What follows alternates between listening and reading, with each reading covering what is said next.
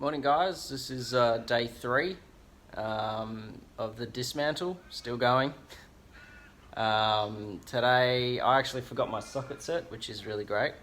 So I'm going to try dismantling maybe the interior trim and see what I can do. So here we go.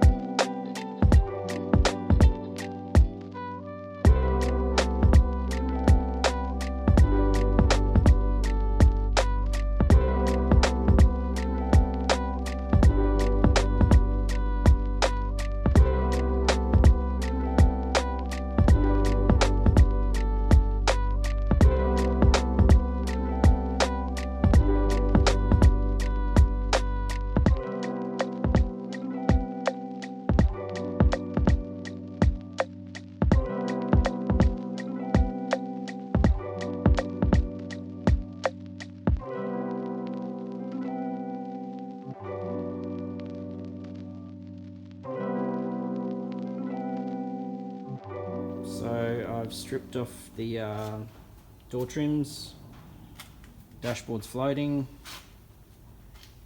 taken off most of the vinyl that's glued to the chassis, all the cardboard and that.